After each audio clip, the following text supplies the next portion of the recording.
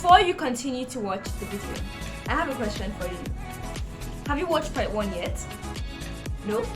Please pause and make sure you watch part 1 before you continue. Why? Because I don't think you understand the conversation fully until you watch the first part of the discussion. Have you watched part 1 now? Yes? Continue with the video, and I hope you are inspired by it. So it's okay. So I know at some point, like you mentioned that we judge on patterns. So this is a repeated mistake, so I think it becomes a problem. But like, yes, when we're ending a relationship, do we have to tell the person that we're ending it? Or can we just move away? Okay, so can I ask you a very nice question? So I'm your friend. I've been your friend for a long time, and you Okay. do something to me, and I just walk away. I don't say what to you. How would you feel? I want to know. I'll be like, that assumption will come into my head, and I'll be like, what happened? Good. So the thing is, we can actually love people from afar, Yes. right? You can have friends from afar. So it's funny how I keep saying we have to have conversations. And the reason I'm saying this is because it is something that we have not been taught to do, right? We've not been taught to do it. But guess what? Having civil conversations, we're not shouting at each other, we're just having a dialogue. So, Davina, you've been an amazing friend and all of that, but it's been 5 years and you have constantly, repeated certain things that are not healthy for me. I have talked about this over the years, but you seem not to be changing. So it's up to you. We're still friends, but I don't think that I'll be able to, be available to you as much as I was before. And if you think that this friendship is worth fighting for, perhaps you should, maybe you want to adjust or change. But then again, you tell the person, I'm willing to still be here if I see changes. These things I'm saying sound like, are you joking? But guess what? I had a friend who did that to me. Oh, yes, she did that to me. She said to me, you are the most amazing friend ever, but you know what? You actually don't even have my time. And it's really, and she said it to me. She said, guess what? We're going to be friends, but I'm not going to commit so much to you because every time I know you say, you're giving other people attention because you think I know. No, I don't know. Tell me, give me, show me. When you begin to show me, then I will know that you are committed to this friendship. This is an adult conversation. We're having that conversation. It's uncomfortable because most of the time we run away. I used to run away from difficult conversations. That's what I call it. We run away from difficult conversation because guess Trying what? to avoid. Yes, by the time we have this conversation, we keep digging deeper. We keep getting to the root of the problem. Like, okay, because sometimes we're just on the surface. If we don't get to the root of the problem, we'll never solve it. It's like you saying a tree has a problem, you cut the branches, it will grow back. Dig it from its roots and let's see what's going on. So how do we dig it from its roots? So it's like, so conversations are like onions. Let me say that. You know what onions is like? It's layer by layer. You have to keep peeling it. It's going to be very painful. I'm sure when you cut onions, it pinches your eye, right? Tears begin to. That's how floods. Love really is not. It's not as sweet as we say it is. It is a huge sacrifice. It can be painful. Trust me, it can be very painful. And it can be sweet at the same time. The pain comes from the sacrifice. The pain comes from the things that you have to, bear, because you know what? This person doesn't know any better. So I'm just going to take it, as time, as we'll have the conversation, as time goes by. Your friend offends you. You're not just going to jump at your friend and like, you wait for the dust to settle. Then you call your friend and say, you know what? I really did not like what you did. And the person's like, oh, I'm sorry. I apologize. But how do we allow the dust to settle? Because that might take some time. How do we allow the dust to settle, but not let it affect our mental health? Because I know sometimes sometimes because I know that before, when I'm angry at someone, I would tell them straight up, oh, I don't like what you did. But then people started to say that it seems as if I am trying to demand for an apology, or it seems as if I am being too petty on situations that I can just, like, I didn't even have to talk about. So I'm like, okay, okay, okay. But sometimes that's, that battle of the mind, eh? Like sometimes that's battle, like, oh, should I tell them about this or should I not tell them about this? Oh, what would they say when I try to converse? Because you are saying how impactful conversations are, but what if the person does not respond the way you want them to respond? What do you do then? People will never respond the way you want them to respond, right? You are not responsible for how people respond. You are responsible for how you respond and how you react. Okay. There are a lot of ideologies and a lot of things we've heard when we're growing up that are incomplete truth. I am not responsible for your actions. I'm responsible for my actions, right? Good. So somebody does something to you, the person offends you. Now, Davina, trust me, these conversations we're having, in 5 years' time, you're going to come back and listen to it and you'll be laughing. I'm like, oh my God, I was such a child. Now I'm grown. I'm telling you the truth. You'll be like, are you serious? I said that and I think I can handle this better. Do you understand? Now, Okay. your friend offends you, right? This is where the battle of the mind is, and this is where you win. So you're playing this conversation in your mind, right? Oh, Mm-hmm. you've offended me. This person really, right now, I really want to give it to the person and tell the person that you did this. But guess what? This is where your maturity sets in. You have to calm down.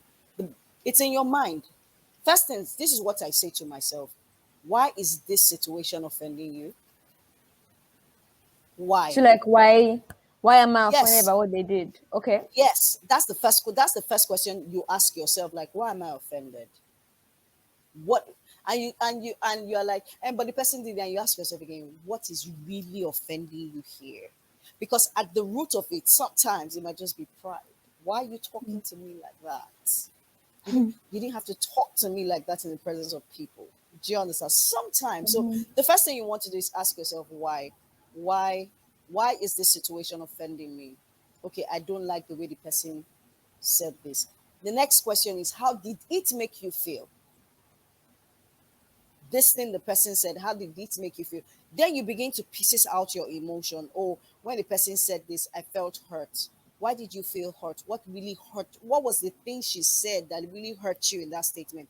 When you're able to pick it out, then you are able to have a conversation, a civil conversation with the Mm. person. Do you understand? Because Mm-hmm. sometimes, like I said initially, because we're very quick and flippant, we're not careful, we're not guarded with our words, we're not Mm-hmm. processing the thoughts in our heads before we say it, right? We just say it without realizing. Because sometimes when you go back and you tell the person, this is what you said, and they're like, really, did I say that? And you're like, yes, they're like, oh my God, are you sure? Guess what? They're not thinking. That's why I always say that before you open your mouth to speak, process the words in your head and ask yourself, this thing that is about to drop out of my mouth, if it was said to me, will I take it? Mm. How would I feel? How would I react? Right? So when some people offend you, it is good to have that conversation. They say strike when the iron is hot. It's true, right? But I didn't sometimes you're know what going to that burn. means. I'm telling you, it's an idiom. It can be used for so many expressions. Strike when the iron is hot. Striking when the iron is hot can scatter a lot of things. You can destroy the friendship. You can destroy, if you I mean it can cause a lot of things to go wrong. So when someone offends you, sit down and ask yourself, what exactly, why are you offended about this situation or with this statement? How did Mm-hmm. it make you feel? How do you want to feel? Is there any way that I must have contributed to the way the person spoke to me? Because sometimes our attitude makes people say certain things to us. Remember what I said, you are responsible for your action, not another man's Yes. action. Do you understand? So ask yourself, there's no action without the reaction. Yes, something must have happened to necessitate that reaction, right? So Mm. what did I do that make the person talk to me that way, or that make the person treat me that way? Do I carry myself with some level of respect and dignity? Do I talk to people with a lot of respect? Do I make people feel like they are lesser than I am in my words and in my action? So people might just react to you based on what you have done. And it might just be your body language. It might necessarily not be anything you have said. Humans, quite frankly, the human being, this creation that we are, we're very mysterious. Even to God that created us, we're very mysterious people. It takes a lot of patience for you to learn human behavior. And for first things first, you have to learn you. You have to know what you're capable of taking. You have to know what you can accommodate as a person. And I really like your answer to that question on like the battle of the mind before you converse with someone. Because like using that example I gave of me telling people that I didn't like what they did. Sometimes when I'm trying to just bustle in my emotions and not tell them, I'm really hurting myself. But I know that if I say it the way it's thinking, like if I say it the way I feel, I know I would hurt someone. Don't So ever. Do you know what happens to a hot bottle of Coke? Have you ever seen a hot bottle? Thank you. That's what happens to you on the inside. When you keep bottling your emotions, you implode. And guess who gets hurt? You. Not them. You do.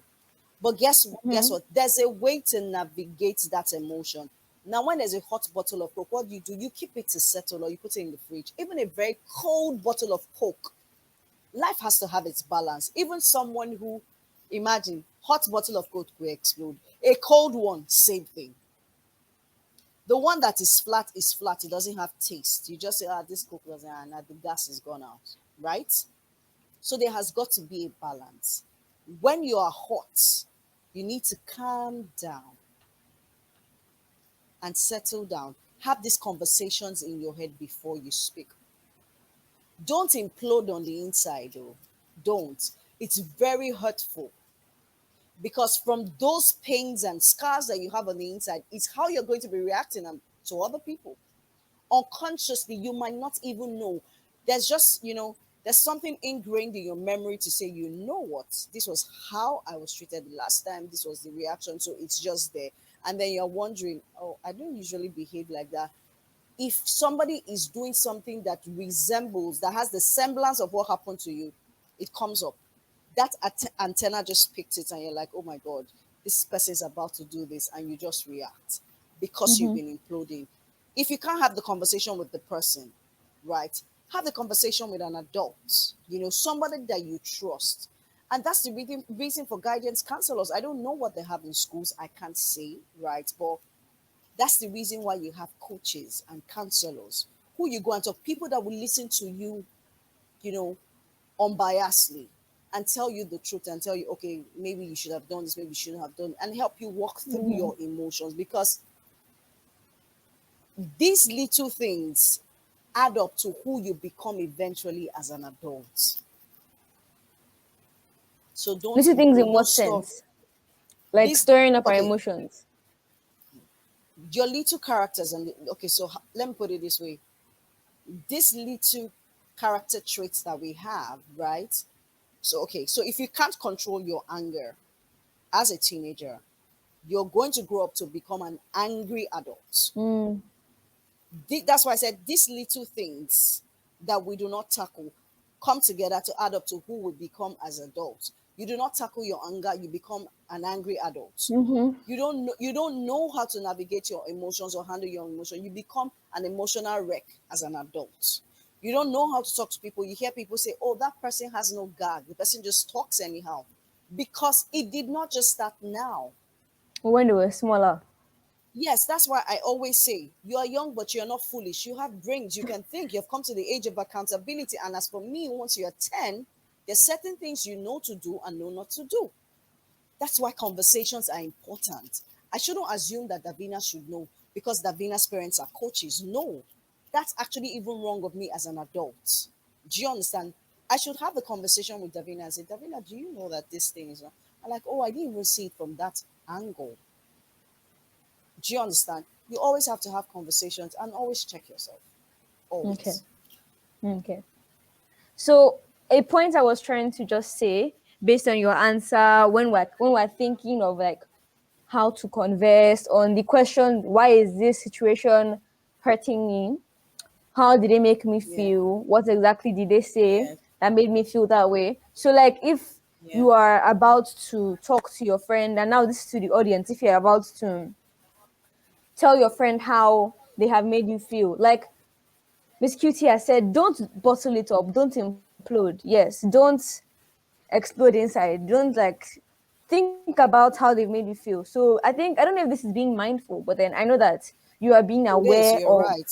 yes, you are being It's the aware of how same people thing. have made Being you feel. mindful, being aware. Yes. And then one thing I wish someone really expatiated on is don't let that thing affect your day, because there were some things that Peter did that, oh Jesus, it affected my whole week. And I just wish I did not give Peter that ability to affect my week. Like, do you know what it means for someone's action to affect your mind in a week? It, you see, that God. similar situation happened to me very recently, and I can assure you that it did not only affect my day, it affected my whole week. Now, you would say, really, Miss Cutie, you are supposed to be an emotional intelligence coach. You should know when to, but guess Give them what? access, yes. Yes, guess what?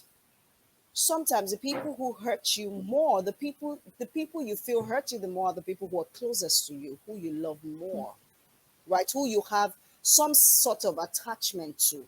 Mm-hmm. When they do certain things, let me tell you, Davina, if it was somebody from another school that you just said hi to last year that came and did it, you'd be like, you won't pay it any attention.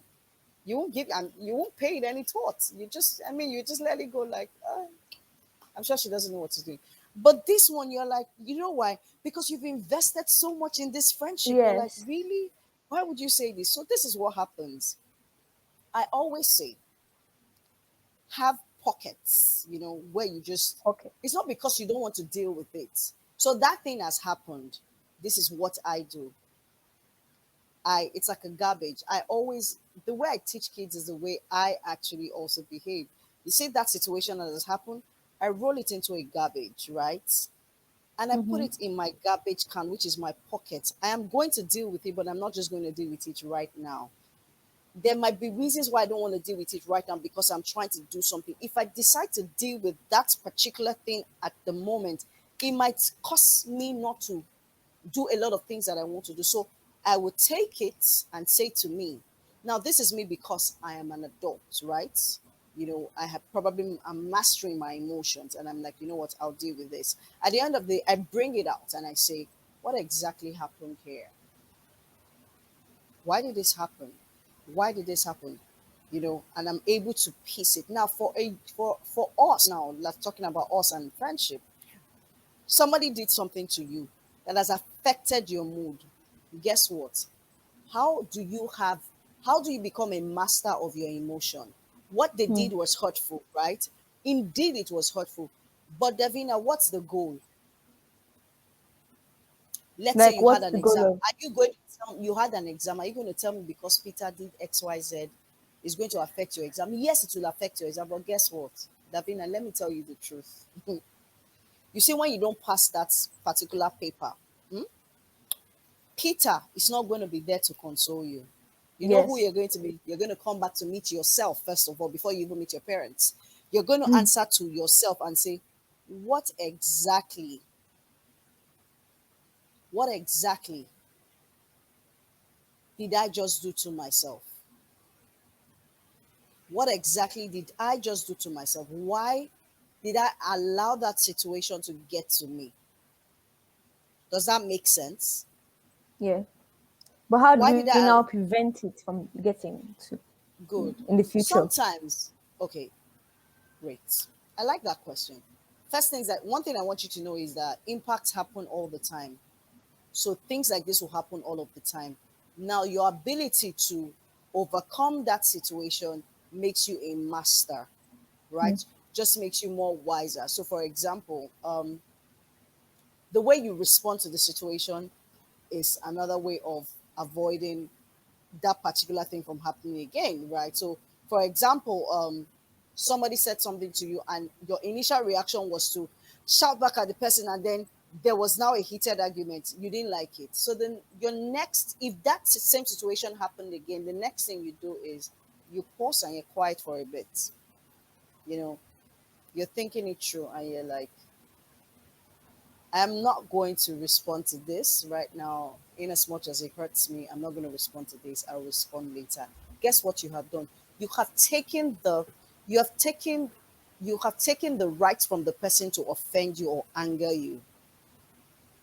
Because sometimes when you let go and just you are not able to guard yourself, you're giving the person power to act all over you. Guess what? You guys begin to have heated argument, and the person is saying things to you. You are crying. The person has more power over you.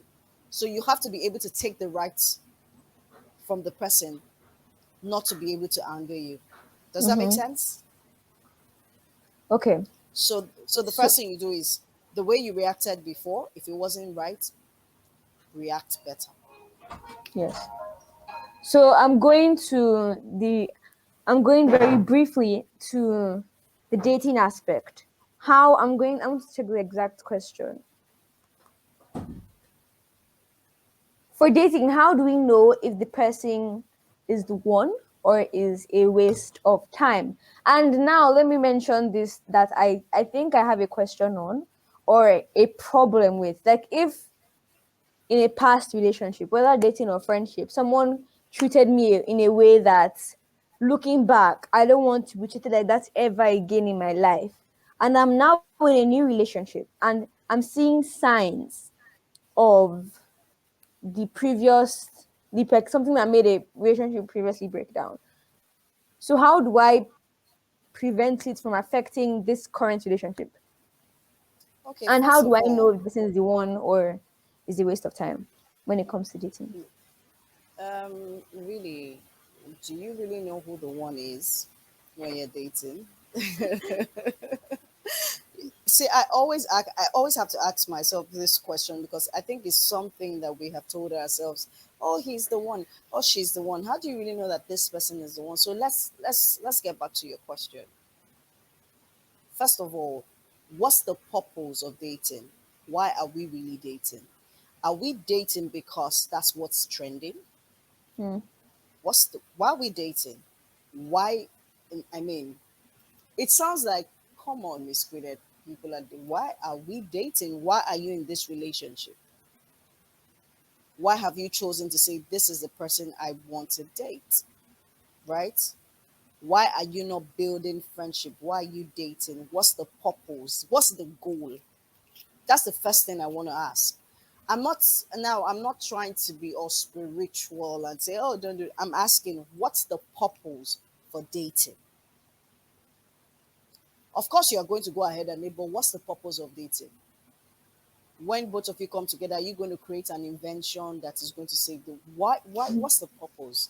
If it's the same thing with friendship, what's the purpose of this relationship? What's the purpose of us having this conversation right now? Is to educate other people out there, right? We have Mm-hmm. a purpose. So why are we dating? What's the purpose for our friendship? What's the purpose for us dating? I'm throwing that question. I keep throwing that question there. So before you want to make a decision, you ask yourself, what's the purpose? What's the reason behind what I am doing right now? Why am I doing this? Now, before you choose a partner and say, this is the person I want to date, there are certain things that you might have seen, qualities, attributes, maybe the person's, values align with yours as well. Yes, And you and we decide shouldn't to just look say, at physical attraction because of people tend to do that course, a lot. people change. People change. The person you see today is not going to be the person you see in 10 or 20 years' time. People change, right? So do we have the same values? What is what's the vision for this friendship or relationship? Why, like I said, what is the purpose behind what we're doing right now?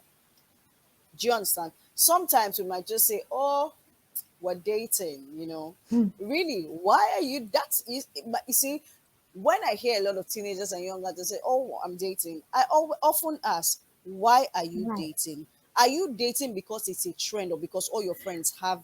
Why? Like, Tell me So what's what's the the good vision? What's reason the to date? Because I'm only I'm hearing not s- bad reasons to date. I'm not giving you bad reasons to date. I'm just saying, like, maybe it's the word I'm using, and I might be wrong, right? But this is just my perception, right? And I'm sure you hear other perception. This is my perception, and I mean, you have the right to say, "Oh no, I'm going to take it," or "I'm not going to take it," right? The truth is this, okay? Um, if you are of age, if you are of age, and you want to build friendship, right? Go ahead and do that. Okay? Go ahead and do that. And as you grow, you would know that okay, this is the person I want to be with. But guess what? Let me tell you what my dad used to tell me. It sounded funny. It'd be like, you think you like this person. This person is in Nigeria. When you go to America, you see somebody else that you like better. And when you go to China, you see somebody else. They might all have similar, attitude and attributes. So what are you going to do? Are you going to date everybody? No. Hmm. So you have to get to the age of accountability, get to the age where you're mature enough and you say to yourself, you know what? Okay, it's time for me to date. Now you said you were not hearing good reasons. One of the reasons you give yourself, because I'm not going to give you a good reason, is um, what's the vision? Really, what's the vision? Is this the person I want to get married to? How are you even sure this is the person you want to get married to? At what age? Right?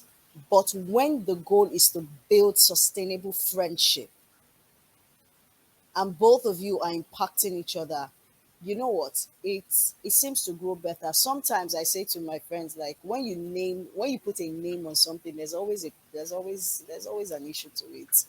Everybody becomes guarded. Nobody's being their true self, right? So um, when it comes to dating, I don't know why. This is where I stand, right? What is the purpose and intent for dating? It will happen, right? But what is the purpose for doing it? That's all I have to say, really. I'm not in support of it happening at an early age where you are not accountable to each other. Do you understand? Accountable in Build what sense? build okay. So for example, you're still growing. You're the less you're dating, the guy is still growing, right?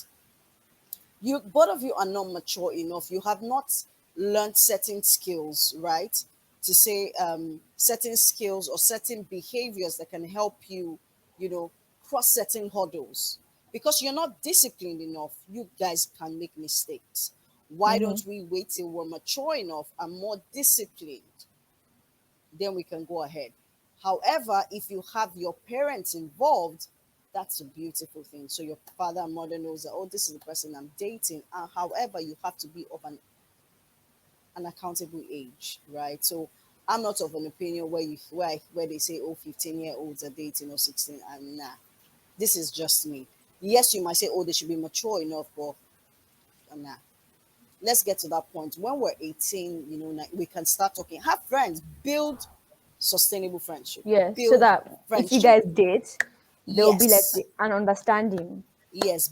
Have friends, build friendship, invest in good friendship, godly friendships, right?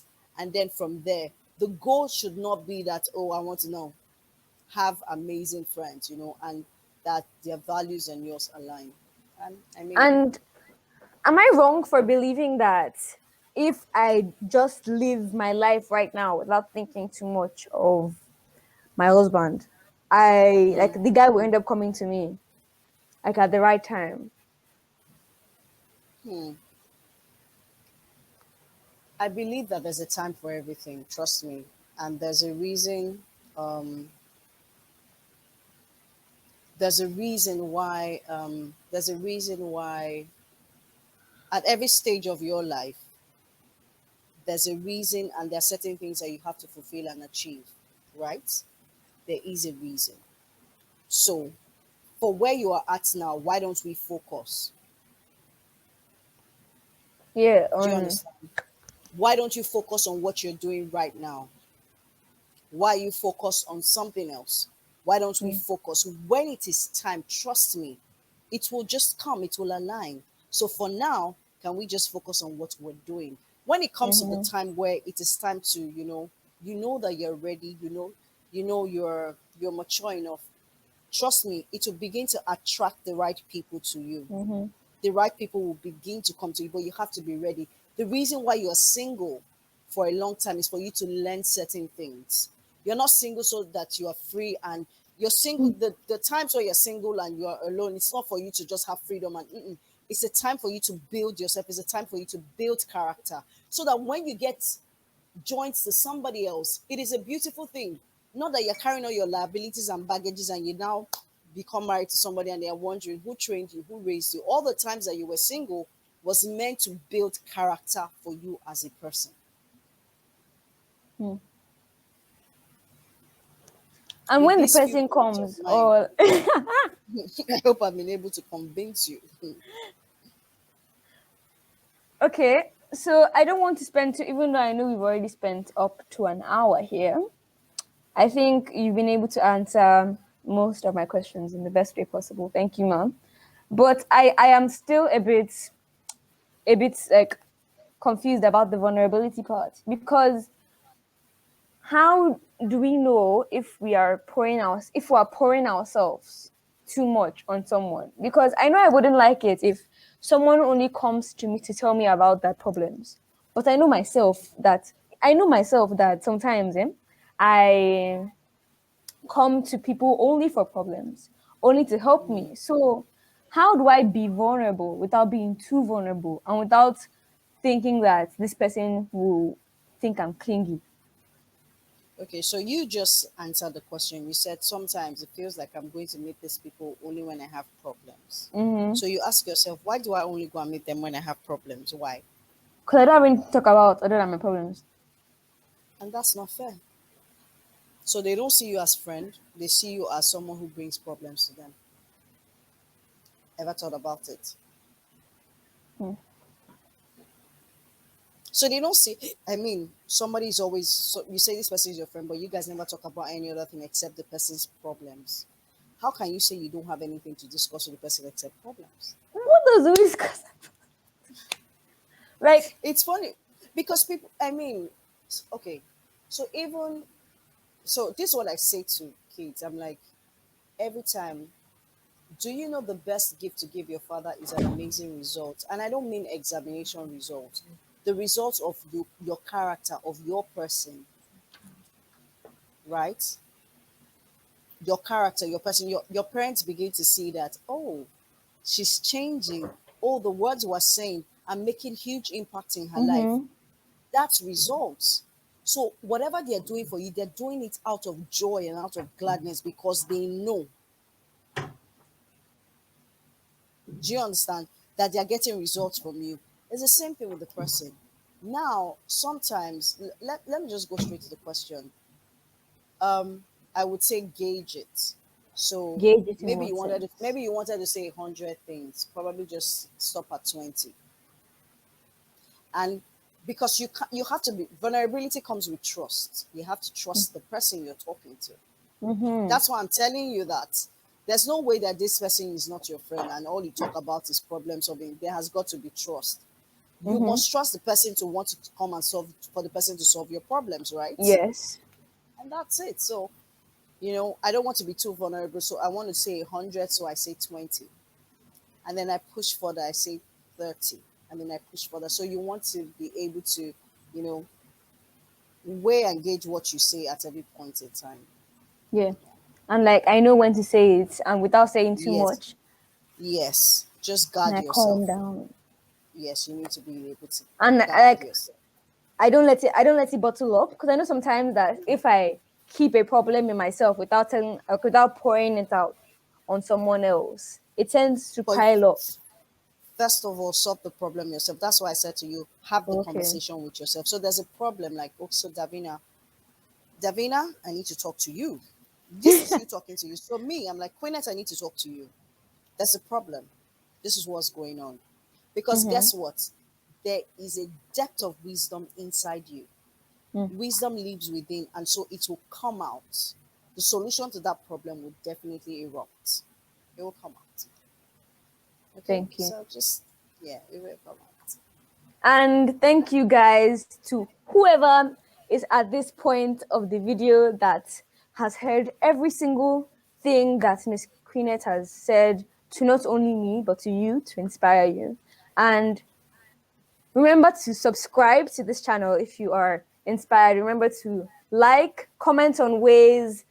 I can even say so many ways that this video has inspired me, but comment on ways that this video has inspired you and share it to someone that you think needs this kind of inspiration, that needs this kind of revelation, and that needs this knowledge on relationships, whether they haven't entered secondary school yet, they are currently in secondary school, or they are in like university. Thank you and bye-bye. Bye. Thank you very much. Hi YouTube, it's Davina. Again, don't forget to subscribe, comment ways that this video has inspired you, watch us for future inspiration, and share to someone you think needs this kind of inspiration in their life. Thank you and bye!